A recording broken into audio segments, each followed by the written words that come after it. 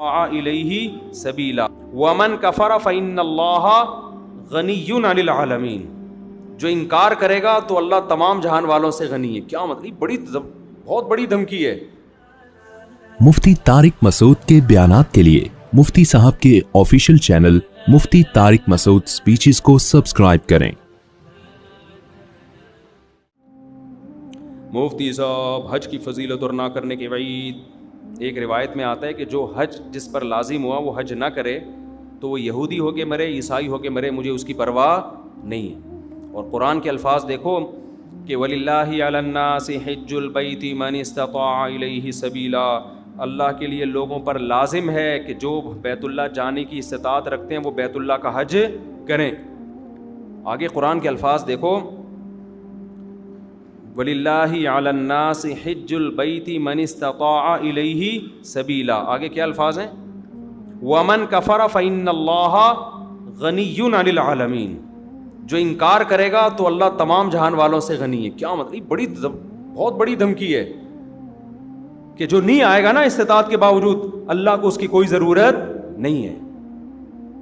یہ جب دھمکی کے الفاظ واضح نہیں ہوتے نا، مبہم ہوتے ہیں، تو بلاغت کا قاعدہ ہے کہ یہ دھمکی چھوٹی نہیں ہوتی بلکہ بہت بڑی ہوتی ہے. تو اللہ کہہ رہے ہیں مجھے پھر تمہاری ضرورت، مجھے تمہاری کوئی ضرورت نہیں ہے. تو اسلام کا ایک رکن ہے. آج کیا ہوتا ہے، میں حج پہ جب گیا تھا، افسوس کے ساتھ کہنا پڑتا ہے کہ سارے بڈھیاں آ رہی ہوتی ہیں حج کے لیے. ٹھیک ہے، اللہ ان کو اس عمر میں توفیق دے رہا ہے، اچھی بات ہے. نہ آنے سے بہتر تھا کہ چلو اب آ گئے. میرے بھائی یہ جوانی کا کام ہے، سمجھتے ہو؟ جب جیسے ہی پیسہ آئے سب سے پہلا کام کیا کرو؟ حج کرو. اس کو ڈیلے کرتے ہیں، سارے کاموں سے فارغ ہو کر، بچیوں کی شادیاں، اپنی بھی 4 ٹوٹل مکمل، سوری غلطی سے نکل گیا، اپنی بھی شادی ہو گئی. کچھ چیزیں میرے منہ سے غلطی سے نکل جاتی. اپنی بھی ایک شادی ہو گئی، اور پھر کیا ہے کہ وہ سارے بزنس سے فارغ ہو ہلا کے جب اب کرنے دھرنے کا کچھ بھی نہیں ہے، بیٹھا ہوا ہے. کیا کریں یار، بوریت بہت ہو رہی ہے. اردو غل بھی ساری قسطیں ختم ہو گئیں، دیکھ لیا، کوئی نئی سیریز بھی نہیں آ رہی، وہ ڈرامہ چل رہا تھا وہ بھی ختم، نئی فلم بھی دیکھ لی، ٹھیک ہے نا، سب کچھ ہوا کہ کیا کریں یار. اب بیگم کو مشورہ دو، چلیں حج پہ نہ چلیں؟ چلو ٹھیک ہے، کہاں چلتے ہیں؟ حج پہ. ٹھیک ہے بھائی، ہم جو بڑھاپے میں بھی جا رہے ہیں، ہم خدا نہ خواستہ ان کو برا نہیں کہہ رہے. نیکی تو جس عمر میں کی جائے، جب اللہ قبول کر رہا ہے تو ہم کون ہوتے ہیں؟ لیکن یار تم باقی تو سارے کام تم نے جوانی کے لیے رکھے ہوئے ہیں، حج تم مؤخر کر رہے ہو جب ارطغرل ڈرامے کی ساری قسطیں ختم ہو جائیں گی. بری بات ہے نا یہ. جب آپ اللہ کے حکم کو ویلیو نہیں دو گے تو اللہ آپ کو ویلیو دے گا. دیکھو حج آپ کی زندگی پلٹ دیتا ہے، تو زندگی پلٹنے کی ضرورت جوانی میں ہے. جوانی میں چینج ہو گئے، آگے خیر کا بہت زیادہ موقع ملے گا، بہت موقع ملے گا. در جوانی توبہ کردن شیوائے پیغمبری. جوانی میں توبہ کرنا کس کا کام ہے؟ پیغمبروں کا کام ہے. تو حج میں انسان بعض دفعہ زندگی چینج ہو جاتی ہے اس کی. جب وہ اللہ کے شاعر دیکھتا ہے نا، وہاں پہ کیسا لاکھوں کا مجمع منا سے عرفات سے نکل کے مزدلفہ، چیونٹیوں کی طرح لوگ ہوتے ہیں. کیسی ایک اللہ کی نشانیاں نظر آتی ہیں وہاں پہ. کیسا دیوانوں کی طرح بیت اللہ کا طواف. بقرعید کے 3 دنوں میں جو طواف زیارت ہوتا ہے نا، اتنا رش پوری دنیا میں کہیں نہیں ہوتا. لاکھوں روپے لوگ خرچ کرنے کے گئے ہوئے اور اللہ کے گھر کے گرد گھوم رہے ہوتے ہیں. ذرا کبھی چھت سے کھڑے ہو کر حرم کی چھت سے دیکھا کریں، ایک انسانوں کا سمندر ہے اور وہ سارے بیت اللہ کے گرد دیوانہ وار گھوم رہے ہیں. یہ اسلام کی عظمت دیکھنے کا موقع ملتا ہے. اس سے انسان کے اندر دل تبدیل ہوتا ہے. حج میں بڑی قربانیاں دی جاتی ہیں، اور حج تو ہے ہی ساری دیوانگی. حج کے اکثر احکام ایسے جن کی بظاہر کوئی لاجک نہیں ہے. اللہ نے کہا میرے دیوانے بن کے آؤ، جیسے جیسے کہہ رہا ہوں کرتے چلے جاؤ. کیسے عجیب عجیب کام کروائے جاتے ہیں. سب سے پہلے ہم سے ہمارا لباس اتروا لیا. 3 پیس سوٹ اور ٹائی میں جو گھوما کرتے تھے، بالوں کی کٹنگ، اور ان کو 2 چادریں پہنائی جا رہی ہیں. اب انسان کے بچے بن کے آنا ہمارے گھر میں. اگر دیوانے ہو تو دیوانوں والا اسٹائل چاہیے. ابھی وہ جو آفس جس اسٹائل میں جاتے ہو نا، وہ والا اسٹائل بولو نہیں چلے. جو اللہ کے نیک بندے ہیں، جو اللہ کے حکم کے سامنے سر جھکانا جانتے ہیں، اللہ سے ان احکامات کی لاجک نہیں پوچھتے. جیسے شیطان نے پوچھا تھا نا کیوں سجدہ کروں میں آدم کو، وائے، تو یہ نہیں پوچھتے. ابراہیم علیہ السلام کو اللہ نے حکم دیا بیٹے کو ذبح کرو، یہ حکم بظاہر زیادہ اللاجیکل تھا کہ معصوم بیٹے کی گردن کاٹنے کا حکم دیا جا رہا ہے. شیطان کو جو حکم دیا سجدہ کرو، یہ اتنا اللاجیکل نہیں تھا، لیکن شیطان نے کہا اس کی لاجک کیا ہے، میری سمجھ میں نہیں آ رہا، میں آگ سے بنا ہوں، یہ مٹی سے، میں کیوں سجدہ کروں. آدم علیہ السلام کو اس سے زیادہ عجیب حکم دیا کہ اپنے معصوم بیٹے کو اپنے ہاتھ سے کاٹ دیں، ذبح کر دیں. سوری، ابراہیم علیہ السلام کو. لیکن ابراہیم علیہ السلام نے اس کی لاجک بولو نہیں پوچھی. کہا بیٹا مجھے اللہ نے حکم دیا تجھے کاٹ دوں. بیٹے نے کہا جب اللہ کا حکم ہے تو بھائی ہم کیا کہہ سکتے ہیں، بھائی کاٹ دیں، آپ میرا گلا کاٹ دیں، ذبح کر دیں. تو حج ان احکامات کی بھی یادگار ہے. تو آپ جاتے ہیں حج پہ، وہاں آپ جانور ذبح کرتے ہو، آپ رمی کرتے ہو، وہاں شیطان نہیں ہے، وہ تو ایک نشانیاں ہیں 3، لیکن آپ پتھر مارتے ہو، رمی کرتے ہو. کیوں؟ ابراہیم علیہ السلام نے یہاں شیطان کو کنکریاں ماری تھی جو آپ کو بہکا رہا تھا کہ اپنے بیٹے کو کیوں ذبح کر رہے ہو، کیا بگاڑا اس نے. ابراہیم علیہ السلام نے شیطان کو دلائل سے جواب نہیں دیا، پتھر اٹھا کے مارے. اللہ نے کہا تم جاؤ وہاں کنکریاں پھینکو. اب اے اللہ وہ تو ابراہیم علیہ السلام تھے، وہاں تو سچی مچی کا شیطان تھا، میں کیوں کنکریاں پھینکوں. تو اس کا مطلب جب آپ نے کیوں کر لیا تو آپ کس کی لسٹ میں آ گئے؟ شیطان کی. کیسا عجیب حکم ہے، جا کے 7 کنکریاں مارنی بھی ایسے ہیں. یا تو ہوتا نا وہ اٹھا کے مارو تو سمجھ میں آتا ہے، ایسے ایسے پھینکنی ہے جا کے. حاجی 10-15 لاکھ روپے یہ کرنے کے لیے جا رہا ہو، خرچ کرتا ہے یہ کام کرنے کے، ایک طوفان لوگوں کا کنکریاں مارنے کے لیے. کیوں؟ کس کا حکم ہے بھائی؟ اللہ کا حکم ہے، اللہ کا آرڈر ہے. لباس اتار لیا اپنا، کتنا مشکل کام ہے انسلا لباس پہننا، 3-4 دنوں میں دماغ ٹھکانے آ جاتا ہے. پھر جب ہم پہنتے ہیں نا اپنی شلوار قمیض، ایسا سکون ملتا ہے یار.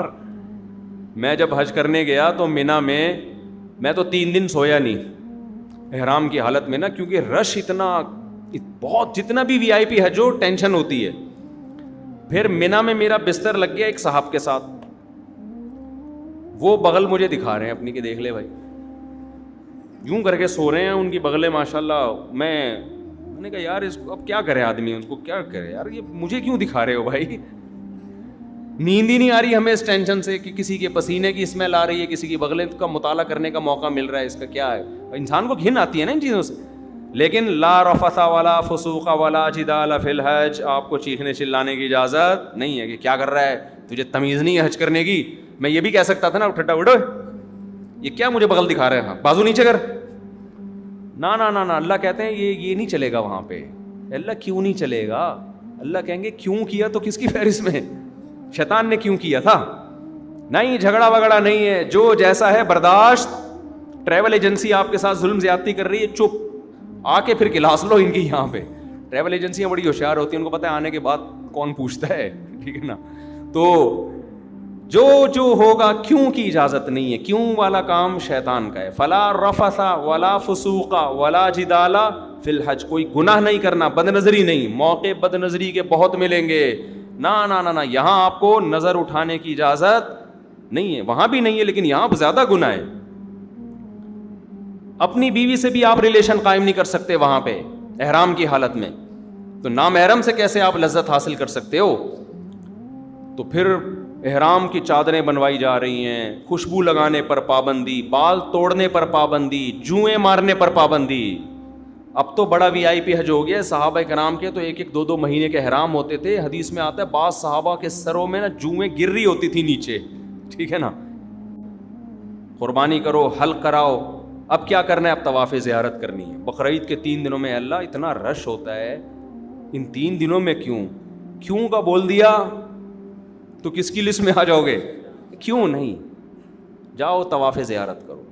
اتنی پبلک، 3 عظمت والے دن ہے نا یہ ایام نہر، عظمت والے دن ہے. پھر کیا کریں؟ طواف زیارت کر کے واپس آ جاؤ مینا. ابھی تو آئے تھے، اللہ نے کہا اب واپس جاؤ، بس جو میرا بندہ ہوگا وہ یہ کام کرے گا. آخر میں اینڈ کیا نکلتا ہے؟ پروٹوکول کیا ملتا ہے آپ کو؟ جب آپ نے اتنی قربانیاں دیں، عرفات کا وقوف کیا آپ نے، عرفات میں لمبی دعائیں مانگنا سنت ہے، عرفات کا وقوف بھی کر لیا، قربانی بھی ہو گئی، اس کے صلے میں اب ہو سکتا تھا اللہ تعالیٰ حکم دیتا کہ اب میرے بندوں کو مفت کھجوریں بانٹی جائیں, میری طرف سے آرڈر ہے. نا اللہ کہتے ہیں اب کیا ہوگا تمہارا ٹنڈ, جو تھوڑی بہت پرسنالٹی تھی بالوں کی وجہ سے, وہ بھی بولو جب وہاں سے آؤ گے سر چمک رہا ہوگا. لوگ کہیں گے یہ کیا ہو گیا, آپ جاتے ہوئے تو آپ ایسے اتنے حسین نہیں تھے. کچھ لوگ یہ شعر ایسا ہی, لیکن یہ بات خوب سمجھ لیں, حج یا عمرے میں حلق کرانا, ٹنڈ کرانا ضروری نہیں ہے, قصر بھی کرا سکتے ہیں. ثواب 3 گنا زیادہ ہے حلق کرانے میں, سمجھتے ہو, لیکن قصر کرانا بھی کیا ہے, بال ایک پورے کے برابر چھوٹے کرنا بھی کیا ہے, جائز ہے. تو جو کام جائز ہوتا ہے اس پہ کسی کو ملامت نہیں کی جاتی. میں نے جب پہلی بار حج کیا, میرے اتنے بڑے بڑے بال تھے, میں نے ان بالوں کی قربانی دے کے ٹنڈ کرا لی. آپ کو پتہ ہے اتنے بڑے بال ہونے میں بڑا ٹائم لگتا ہے. ہم نے ٹنڈ کرائی, ہم نے کہا یار یہ سنت ایک دفعہ ہم زندہ کریں گے, حلق کی سنت. ٹنڈ کرا لی ہم نے, عمرے میں بھی ٹنڈ کرائی, حج میں بھی ٹنڈ کرائی. دوبارہ میں عمرے پر گیا, میں نے ٹنڈ نہیں کرائی, میں نے قصر کرا لیا. میں نے کہا چلو حلق کی سنت زندہ کر دی ایک دفعہ, اب ہم قصر کرا لیتے ہیں تاکہ گھر میں تھوڑی سی عزت ہو ہماری. اسی کی وجہ سے تھوڑی سی عزت گھر میں شادی شدہ آدمی کی کہاں کیا عزت ہوتی ہے آپ کو پتہ ہے, تھوڑی سی بالوں کی وجہ سے عزت رہ گئی ہے. وہ بھی ٹنڈ کرا لی تو ختم ہو جائے گی, دہشت گردی کا جڑ سے خاتمہ ہو جائے گا. تو تھوڑی سی تو دہشت رہے نا, جڑ سے تھوڑی خاتمہ کرنا ہے دہشت گردی. خیر بہرحال ثواب حلق میں ہی زیادہ ہے, ٹنڈ کرانے میں ہی زیادہ ہے. لیکن میں نے کہا اب میں عمرہ کرتا ہوں تو حلق کراؤں گا, تو قصر کراؤں گا. قصر کرا لیا. جہاز میں لوگ تانے دے رہے تھے مجھے, یار آپ مولانا ہو, آپ نے عمرہ کیا, ٹنڈی یہ کیسا عمرہ ہے, یہ کیسا عمرہ ہے. تو یہ پھر شرعی حدود سے کیا ہے, زیادتی ہے. جب اللہ نے اجازت دی ہے تو آپ کو ملامت کرنے کا حق. میں نے کہا اب تو میں قصر ہی کراؤں گا, کیونکہ آپ کو اعتراض کیوں ہو رہا ہے اس پہ, میری مرضی. تو اللہ سے آگے نکلنے کی کوشش نہ کریں. بعض دفعہ بعض لوگ, میں جب جدہ میں تھا تو وہاں میں نے دیکھا بہت سے لوگ یہاں 5-6 سال سے جاب کر رہے ہیں, عمرہ نہیں کر رہے. وہ میں نے کہا کیوں نہیں کرتے عمرہ یار, تمہارے تو حرم اتنا قریب ہے. کہہ رہے ہیں یار ٹنڈ کرانی پڑے گی, ہم نہیں کرا سکتے. میں نے کہا قصر کرا لو یار. بعض لوگ ٹنڈ نہیں کرا سکتے, ان کو ہو گیا نا یار نہیں ہم نہیں, وہ کہہ رہے ہیں ہم ٹنڈ میں بہت عجیب سے لگ رہے ہوتے ہیں.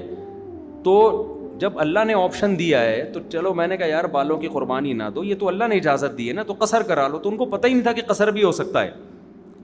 تو اس لیے آپ حج عمرے سے اس وجہ سے رک جائیں کہ ٹنڈ کرانی پڑے گی, یہ غلط ہے. عمرہ کریں ٹنڈ سے. اگر آپ کو بہت زیادہ نفرت ہے تو بہتر تو یہی ہے کہ کرا لیں, قربانی دے دیں اللہ کی خاطر.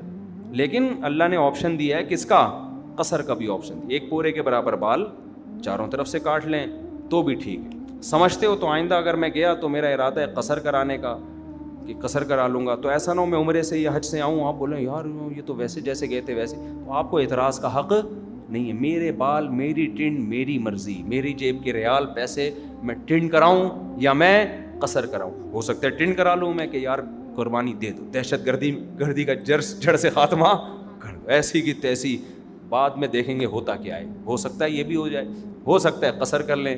تو اپنے کسی کے ذاتی معاملات میں دخل انداز, کیونکہ میں پہلے جب عمرہ کیا نا, لوگ مجھے ہر آدمی یہ کیسا عمرہ ہے یار, آپ کے تو سر پہ اسی طرح بال لٹک رہے ہیں, یہ کیسا ہے عمرہ ہے یار, یہ کیسا ہے عمرہ ہے یار.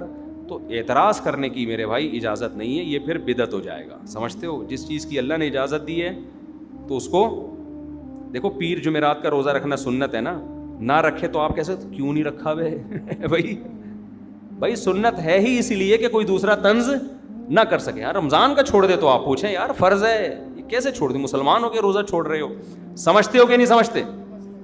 تو اس لیے میرے بھائی حج کے لیے پیسے جمع کیا کرو, حج پہ جایا کرو. یہ تو بڑی پیاری عبادت ہے, اس ایسی یونیک عبادت ہے. یہ دیوانوں کے لیے, اللہ سے محبت کرنے والوں کے لیے اس سے زیادہ ذائقے والی, لطف والی عبادت کوئی ہے نہیں. جب بھی کوئی غیر مسلم مسلمان ہوتا ہے, میرا تجربہ ہے, مشاہدہ ہے, اس کی سب سے پہلی خواہش ہوتی ہے کہ مجھے بیت اللہ کا حج مل جائے, کیونکہ اس کے دل میں اللہ کی خالص محبت ہے نا, تو اس کی خواہش